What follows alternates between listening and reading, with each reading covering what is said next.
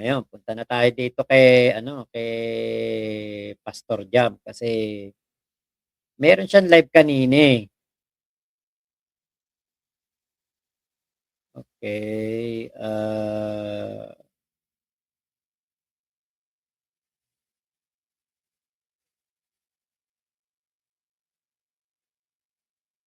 ito ba yun? Oo, ito yung kanyang ano, ito yung kanyang,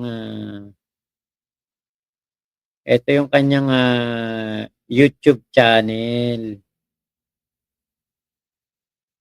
Ayan, ito po yung kanyang, YouTube channel, ayan. Taas na lang natin para ano, para hindi tayo ma-copyright. Kahit nga kay Makmak walang-wala si Kulaong, eh. "Hey, gagi, hindi, wag kang ganyan baka akalain ng mga manonood dito na, eh, mayaman ako." Ah, baon nga ako sa utang, eh. Expertise niya mambudol. Charlie Conor, pero babaguhin yung mga kulay siguro at yung features para di mukhang military purpose. Hindi. Hindi siya magmumukhang 6x6 ng military. Talagang ano siya for private use na talaga. Pinagkakargahan ng mga bigas, pinagkakarga ng mga yun nga yung tubo, ano pa ba yung ano, yung mga kahoy, ganyan. Yan ang mga pinagsasakyan. Tinatanggal yung ano, yung mga ano ng bubong, mga gano'n. Talagang para siyang dump truck na lang. 'Pag nakita mo siya para siyang dump truck. Kasi ang kagandahan diyan sa mga 6x6 na 'yan, kaya yan binebenta 'pag sobrang tagal na sa serbisyo. Ah, Kasi luma na. Ngayon ang ginagawa diyaan 'pag bago nila ibenta yan ire-refresh. Ngayon yung mga makakabili niyan, patitibayin pa lalo, palalakasin pa lalo makina niyan. Alam alam nung mga bibili yan kung paano palalakasin, kung paano ang gagawin nilang gamit diyaan. Yung iba nga nakikita ko talagang parang ginagawang flatbed, eh. Talagang walang kahit anong harang. Tapos makita mo kapag ano na, putya, ang mga kahoy ang lalaki, nakasalansan. Yun pala kaya nila ginagawang gano'n para ano, ginagamit nga sa bundok. May mga trending videos diyan, eh, sa mga liblib na lugar. Makikita niyo 'yan. Mga matatarik na kalsada tapos maputik pa, umaahon 6x6. Yun yung mga ex-military ano, vehicle na pinapasubasta at, maganda kasi talaga yun kahit na sabihin mong matanda na yun, luma na yun, pero mas gugustuhin mo pa yun kaysa sa mga bagong labas ngayon na dump truck. Kasi mga bagong labas ngayon na dump truck maganda lang itsura, may aircon, may radyo, merong ano, kumbaga mga safety features, ah, tapos may infotainment na kahit dump truck lalo yung mga gawang China. Makita mo magaganda. Pero, putya mas gugustuhin mo pa yung 6x6 kung lakasan lang ng makina. Talagang mga yan, eh, kahit anong gawin mo diyan sa mga ano, aahon at aahon yan kahit gaano katarik. Oo, Kuya Henry, totoo yan. Yung mga Shackman na yan, mga Shackman naku, yung kakilala ko hindi bumili niyan, eh, mas gusto niya Isuzu. Hyundai, okey pa Hyundai na dump truck saka yung Isuzu, yan mga okey yan. Mga floating, yan ang gustong-gusto nung kakilala ko. Ganda ng mga dump truck. Okey, punta na natin 'to si Pastor Jam kasi nag-live siya kanina. Eto play na natin. We're live. Ayan, dito ako sa aking, mini office at ako po ay Si Pastor Jam medyo mataba, ah, ayan, pumuputok na yung long sleeve niya, eh, oh. scheduling po at setting ng ating, scheduling. Yan, at please, like and share sa ating, live at tayo po ay magkakamustahan ano sa ating, ginagawa. Kamusta lang, wala naman sigurong masamang mga musta 'no? Hmm, at least mangangamusta lang ako. Wala naman ako sinabing bawal mangamusta.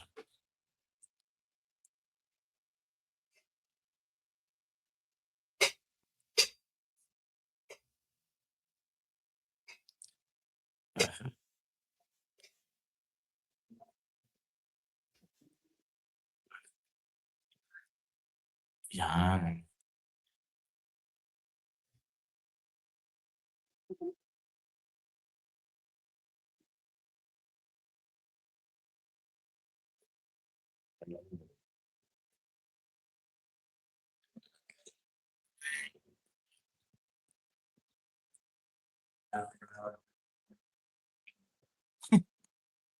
Ah, minsan lang tayo makapag-live kaya okey na. Uy, teka lang, I remember that name. Okey, okey naalala ko na. Good morning from Barcelona, Spain kay Gulf Stewart, ayan. So, magandang ano po sa inyo 'no, at ako ay, nandito, sa opisina dahil nga po ako ay, busy. Pero ako ay mag-live, may mga ilan lang ako siguro, mga ikukuwento, the past and the future, oo. At andito ako sa aking, ito aking table, ano, kung saan ito po ang aking, receiving area, kung saan ako po ay mga nagse-set ng mga schedule, ah, dito sa aking mga automotive activities. So, Ayan, merong, pine-flex si Pastor Jam na opisina niya, meron siyang, negosyo, naghahanap buhay siya ng marangal, 'di ba? Yan ang kagandahan kay Pastor Jam kasi meron siyang negosyo, meron siyang, pinagkakabuhayan, 'di katulad ni Kulaong, never nating nag-flex ng negosyo. Never nating nakitang ito, nagtatrabaho. Kahapon na-topic ko 'yan, nagtatrabaho si ano, nagtatrabaho si Pastor Jam, pinakita ko yung mga video na gumagawa siya ng sasakyan, nagbebenta siya ng mga piyesa ng sasakyan. Napakaganda ng ano, ng, ginagawa niya. Kasi kahit na ano pa pinagdaanan ni Pastor Jam, at least ngayon tumatayo siya sa sarili niyang paa. Hindi katulad ni Kulaong, na tumatayo kasama mga OFW. Inaangkin niyang mga kumpare, mga kamag-anak, mga manang, mga tiyahin. Pero ang totoo, hindi niya kilala talaga ang mga ito, hindi niya ito mga kadugo, mga nauuto niya lang ito, mga nakilala lang niya sa SOCMED, hinihingan ng pang-xerox, hinihingan ng pangkain ni Casper, hinihingan ng panggasolina. At least yun ang kaibahan. May repent, 'di ba? Merong, ano ba, repention ba tawag diyan? Nagrepent si Pastor Jam, 'di ba? Si Kulaong walang repent-repent, walang remorse, 'di ba? Napakaangas pa rin kahit hilahod na. At least si Pastor Jam kung nadapa man ito noon, kung dumaan man sa mga pagsubok nung dati, at least ngayon, 'di ba? Lumalaban siya ng patas ngayon sa buhay. Hindi siya nambubudol, hindi nanloloko. ayan, ako ay, nag-i-schedule. So, Ayun, repentance pala, oh, 'di ba? Thank you po Big Mama, saka si Ate Macha Mochi. Repention. Wala palang word na repention, repentance, oh, 'di ba? At least nag-repent, 'di ba? Yun naman ang importante. Kaya lang kasi kay Kulao talaga wala namang repentance tayo nakikita dun. Never nating nakitang, nag-repent yun, kahit nga hilahod na, sobrang yabang pa rin, 'di ba? Oh, ito. thank you for joining me here. Maraming salamat po sa mga nagjo-join. Ah, ayan.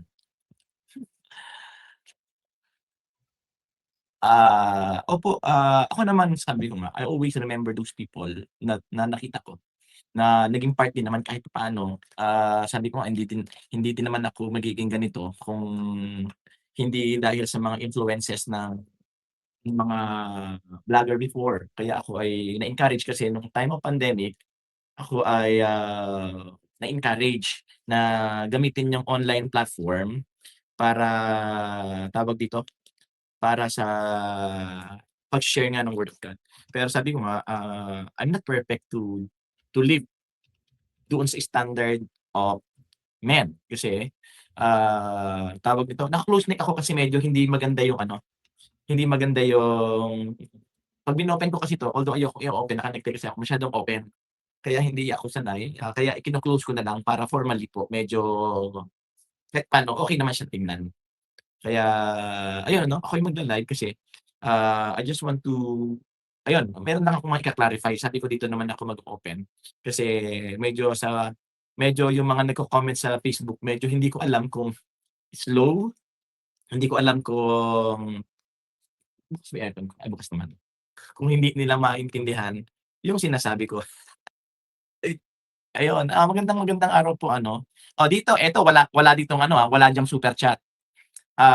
Para sabihing ano tawag 'to, para dito ako nag-live kasi para at least wala akong matanggap na super chat, wala akong matanggap na anything, para at least kasi etong ano na 'to naka-demonetize 'to, okey na yun. Makikipagkwentuhan lang ako at mangangamusta lang ako kasi, ano baga, ewan. So dito, ayan, oo, ako ay magla-live. Dito naman ako, i-she-share ko nga ito. Lagyan ko nga ng title, "Ang Libo-Libong Sagingan." Sabi ko, baka puwede ano. Pero yun nga, yung mga nagagalit sa'kin na mga ano pa din, okey lang naman, di ko naman sila pipilitin na ano 'no, di ko naman sila pipilitin. Pero ngayon, lagay ko lang siguro dito, ah, oo, teka lang, ang libong sagingan. Para lang baga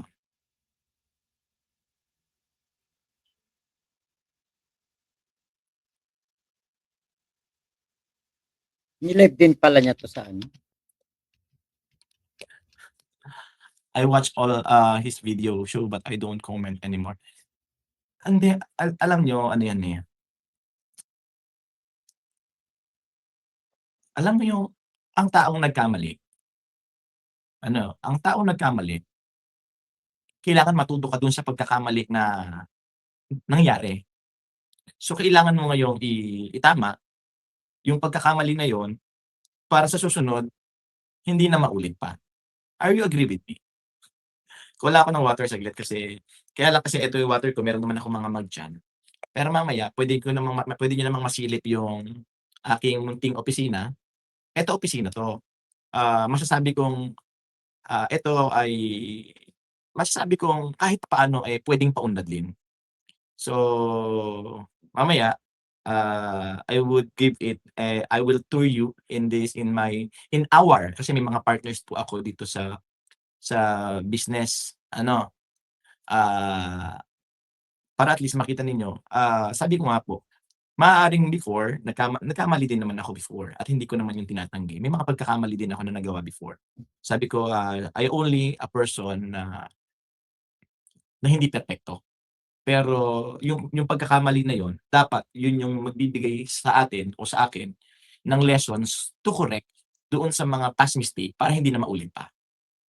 He's about to go to prison again. What if ay walang problema doon. Ito para kay Dying 21, if he is going to prison again, if these situations could ayan, kung makakatulong ito para talagang tumino siya at magbago, mas mainam, mas maigi.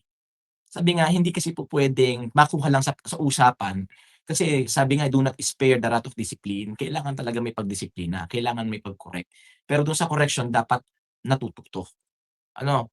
So mamaya, ako before siguro the time of pandemic, kasi wala namang masyadong trabaho nun, at the same time nagba-vlog din ako, maaaring naging source of income ko yung pagba-vlog. And there is a lot of support na nakukuha ko from different places, especially yung mga supporters and OFW, but I would not ask anything. If those people naman po na tumutulong ay, mas mabuti kasi nagbe-benefits ako. Pero yung ibang parte doon, mas malaki yung parte doon sa mga naibigay sa akin at sa mga naitulong sa akin, ay pinangtulong ko din naman. Kasi na-challenge din naman po tayo na gumawa ng mga bagay na kakaiba, pero yun naman ginagawa ko na nun ever since pa. So, sige mamaya ako ay, para at least marinig din nila, ano nga ba ang meron doon sa property namin, bakit marami kaming mga pananim, puwede ko namang i-share sa inyo yun. Puwede ko naman yun ikuwento sa inyo, opo. Iisa-isahin lang natin. Pero sabi ko nga, I am not tolerating what he does. Ayoko namang i-tolerate yung kanyang, tawag nito, yung kanyang gawain hangga't kaya ko. Pero doon lang ako sa mga bagay na alam ko, kasi may mga bagay na hindi naman ako alam, tama po ba? So, later on kuha lang ako ng water pero at least makita niyo po yung aking place kung nasaan po ako. Ito po ang aking, function at ay conference room. Yan, so madalas po ako dito sa conference room na ito. Kasi nga po dito po ako nananambay. Dito po ako pagka ito po yung aking mga itong whiteboard, dito po ako tumitingin ng aking mga schedules regarding sa mga activities. Ano yung mga gagawin ko, mga sasakyan. So, at least Hmm. Buti pa talaga si Jam, eh, 'no, merong gano'n mga whiteboard ng schedule ng gagawing sasakyan. Si Kulaong lagi nasa hotel, walang walang hanap buhay. Punta na tayo dun sa pinaka-ano, kung nasaan yung kanyang, yung topic niya kanina. 'pag merong mga particular day. Ayan, so mamaya ako yung magbibigay at sisimulan ko siguro regarding doon sa mga ibang ibang mga narinig kong kasi ngayon ko lang naririnig yung ibang kuwento, ibang palabas. Kasi nahihimay-himay yung panahon ng siya ay nandoon sa amin. So, kaya at least, ine-explain ko naman sa inyo ano yung mga posisyon ko diyaan sa mga bagay na 'yan. So, the Lord bless me in a simple way.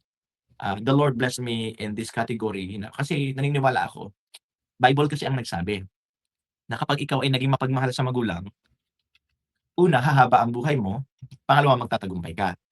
Yun yung sa akin.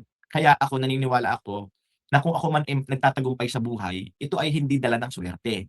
Ito ay dala ng kasipagan. Sabi ko nga po, ako'y nagpapasalamat sa mga support noon at sa mga taong naging part ng buhay ko. I always thank God kasi kinikilala ko pa rin sila until now because they have a part sa buhay ko. Kumbaga meron silang parte. Ay sorry, kung may ngayon pa lang, I apologize kung may mga English word ako o grammar na hindi niyo gusto, but I try my best. Hindi naman po siguro masama ano, hindi naman siguro masamang mag-i-English ako 'no, although hindi perpekto, pero susubukan natin kasi, mahirap naman kung gumamit ako ng Tagalog na sobrang lalim na mga bagay na o mga lengguwahe o mga panalitang mahirap baga maarok ng pang-unawa. Na kahit ano bagang aking salitain ay hindi baga maunawaan. Ang lalim naman. So, ayan, So, kuwentuhan lang tayo pero magkukuwento ako regarding diyan sa saging-saging na 'yan, yung libo-libo at bibigyan ko kayo ng proper computation. Ano,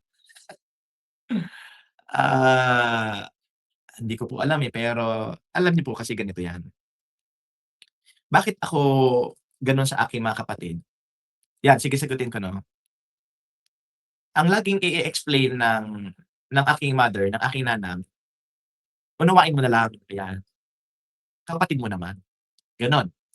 Kahit may mga pagkakataon na ako gusto kong magwala, i-explain niya sa akin na sasabihin niya yung mga sinasabi ng mga nagko-comment sa ano, "Pastor ka pa naman, dapat ikaw nakakaunawa. Pastor ka pa naman, ipag-pray mo. Pastor ka pa naman, dapat ito."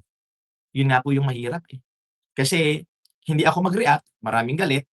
'Pag nag-react ako, gagalit din. Ano ang gagawin ko ngayon? So, wala na ho ba akong karapatan para, ah, alam niyo yun, parang, okey. Kaya ko lang 'to ginagawa, yung sila'y mahalin at unawain, hindi dahil sa ang karakter ko mapagmahal ako, ano. ah, dahil po sa pagmamahal ko sa aking nanang because I really, really love my parents, even my tata, I follow what they ask me. Sige, I follow what they ask. Ah, lalo nung huling-huli, ano, so kaya ako ngayon, tawag nito, ah, sabi ko dito ako magla-live, maiba lang kasi masyado kasing ano, masyado kasing alam mo yung hindi ko alam. Pero ay thank you po ano. Dito ako magbabahagi ng mga ilang knowledge ko, wala ng problema na i-captured ng mga anti-FLM or FLM vlogger. Pero sasabihin ko yung gusto ko lang linawin, bibigyan ko kayo ng proper computation, ah, doon sa agriculture industry. Kasi, ako yung nandoon, ako yung kasama ng aking magulang sa mahabang panahon. Ako yung tumatayong, panganay sa amin nung panahong wala na yung dalawa kong mga kapatid na sinundan. Kaya ako yung nakaranas ng pagbata sa pagtatrabaho kasama ng aking magulang. Kaya alam ko, bagamat masasabi ko, may mga bagay na meron kami na hindi naman namin dapat ipinangangalandakan for the sake of safety. Tama ho ba? O sa mga nandiyan po sa baba, yun 'no, isang request lang baka at least, yung isang like niyo lang okey na yan. Kahit walang palipad, wala po talaga kayong maipalilipad diyan dahil Ayun, oh, isang like lang daw po diyan, oh. oo, wala naman po yang super chat, wala po kayong makukuha diyan, wala po yan. Mamaya sagutin natin yan ano, gusto ko 'tong, i-open sa inyo. Sabi ko nga, may mga bagay kasi ganito yan, dumating kasi yung punto na ayoko talagang kumibo. Ayoko po talagang, um, yung ganito, yung magsalita ng against kasi nasasaktan yung nanang ko, ano. Pero sa akin, may kailangan akong gawin kasi maaari na baka lumala pa. Kaya lang eto na nga yung nangyari, lumala na nga. Hanggang sa nakita ko yung picture ng tatang ko at yung nanang ko, kaya ako nagalit kasi iba yung naging impression ng tao kasi siya yung nagsasalita, nanuknukan ng yabang. Hmm. Aray ko, hmm. Kaya at the same time, may mga ika-clarify din ako ng mga certain, issue na maaari na maging malinaw sa inyong lahat. Bakit nga ba ako humantong sa puntong ito? Bakit nga ba ako umabot sa ganitong aspeto? Ayan, may dahilan, ano. So, kaya sa mga nandiyan po sa baba, ayan. So, maraming, maraming, maraming salamat po. Dahil mamaya po, I would give you, right computation, magkano ba talaga ang price ng mga bananas na tanim namin, anong-anong klaseng mga saging, bibigyan ko kayo ng idea para at least alam niyo po, ano. So, yun po iyon. Kaya ayun, kaya eto po ay sabi ko nga i-share po ninyo ito, yung live na ito. Yes.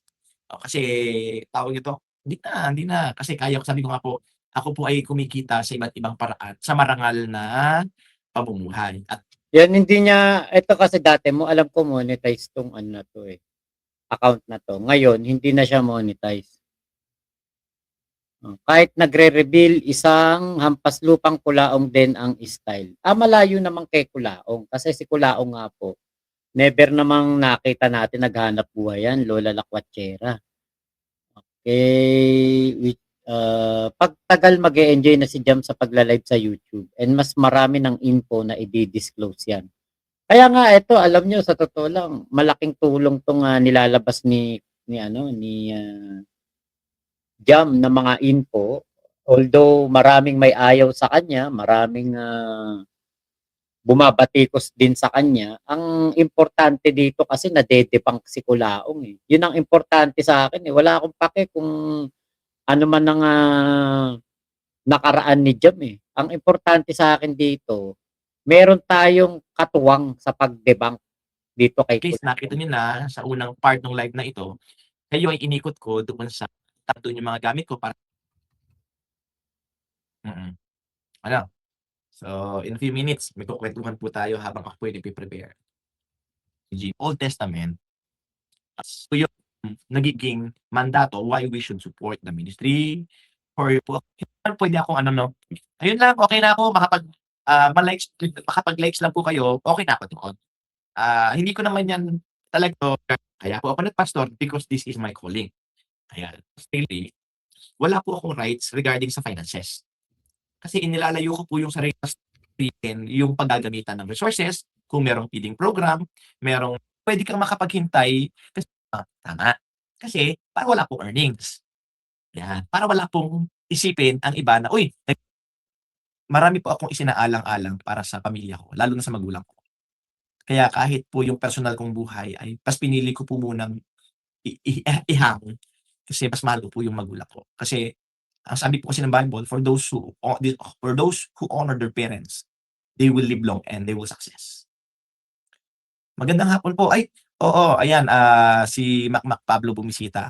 Ako nakasama ko po, si Hmm. Makmak, nung time na sila ay nasa FLM side. Isa po 'yan sa mga bridge ng mga supporters kung bakit ako po ay nakapag-live sa YouTube. Kasi ang sabi nga nila Makmak before sa akin ay I always, tawag po nito, acknowledge their support. I am not forgetting. Sabi ko nga hindi ko po kinakalimutan yung mga taong naging parte sa akin. Kasi para sa akin, yung away ninyo. Kasi alangan naman magkaaway kayo, gusto mo awayin ko rin dahil nag-away kayo, hindi po gano'n. Mag-away kayo, di kayo lang, wag niyo ako isama. Kasi para sa akin, naging mabuti naman, kasi kaya po ako nagkaroon ng channel sa YouTube nung time ng pandemic na walang maka-attend sa mga church. Eto po sila Makmak Pablo po yung tumulong sa akin para makapag-open ng channel sa YouTube to spread the gospel of God. Yun po yun. Nagulat nga ako, kilala pa ako ni Pastor Jam kasi dun sa unang comment ko sa ano niya, sa nung nag-live siya, hindi niya ewan ko kung nabasa ba niya yun, hindi niya lang binasa, nakita niya hindi niya lang binasa. Pero kahapon na-realize ko nanonood pala siya sa'kin. Tapos nung ano, nanonood siya sa'kin, nabanggit niya yung dun sa nirereaksyonan kong video kahapon ni Jam, nabanggit niya yung pangalang Makmak. Ako lang naman yung Makmak noon, eh. Tapos, kahapon oo, tama, kahapon ng umaga bago ako matulog, meron siyang pinost about doon sa issue na napag-usapan dito sa aking live. Nag-post siya. Sabi ko, "Hala, nanonood pala kako si Pastor Jam sa akin." At, inamin naman niya na dito sa video dito, mahaba kasi 'to. Inamin naman niya na sinabi nga niya na nanonood siya sa'kin kaya niya nalaman na yung mga issue, patungkol sa binabanggit patungkol sa kanya. Eto pong ano, etong si Jam talaga noon nung lumabas po 'yan, ako po ang ako po yung alam po ako yung kauna-unahan na nakausap niya. Nagkatawagan kami, kinausap ko siya. At dun kami nag-ano, dun kumbaga kumbaga nag-okey naman kasing kausap si Jam at ako nga wala nga akong kahit ano matandaan na ginawa nito na masama sa akin, wala talaga. Wala siyang kahit ano man lang na inano sa akin kung ano man yung ano, wala talaga siyang nagawa sa akin na masama. Kaya ako walang ano kay Jam, walang kahit anong nararamdaman. Yung iba siguro merong mga inis sila na na na na kumbaga na ano nila, naiisip, meron silang mga inis kay Jam. Ako talaga wala kasi wala talaga akong ano, wala talaga akong ano noon sa kanya na maalala na meron kaming naging ano ni Jam, wala, eh. May mga issue lang kay Jam noon, sabi ko nga wala naman tayong makita din na ebidensya patungkol sa kanya. Wala namang makapaglabas ng ano, ng, ebidensya na siya'y merong nagawang kasalanan. Kaya ako wala rin. At saka isa pa, kahit naman meron sigurong nagawa si Jam na ano, na masama sa iba, Sa iba yun, eh, wala hindi naman natin kwento yun, hindi natin alam kung ano ang, katotohanan diyan. Kaya 'di ba, etong si Jam ngayon, para sa'kin, eh, importante yung kaniyang mga nagagawa na pag-debunk dito kay ano, dito kay, Kulaong. Kasi ito yung masasabi natin na very reliable source. Kung patungkol lang kay Kulaong, eto yung reliable source. Bakit? Kapatid 'to, eh, kamukha pa. Oh, hindi pa ba yan reliable source sa katarataduhan ni Kulaong?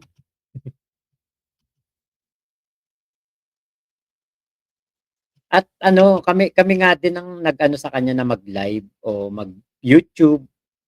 Naudyukan ko siya na mag-YouTube noon.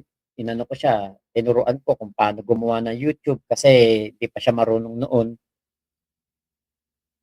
Ewan ko sino kasama ko na nagturo kay Jam, pero kami kami siguro kami nila Macber, nagturo sa kanya na gumawa ng YouTube channel. Naging kasama niya din sila AC noon, sila AC, yung Brown Squad, si Rocky Rocha, sila Papa Bear, nakasama nila 'yan si ano, si Pastor Jam dahil sa marami noong ano, eh, nung nakulong si Kulaong, parang si Pastor Jam ang naging ano, parang kasi siyempre siya yung kapatid, eh. Maraming sumuporta din noon kay Pastor Jam na ipagpatuloy yung pagtulong ni Kulaong. Eh, yun nga, eh, hindi naman pala totoong pagtulong at pambubudo lang yun. So maraming salamat po, ingat po kayo, nasaan mang panig kayo ng mundo, momo, chup chup, love you, God bless us all, Pilipinas, God first.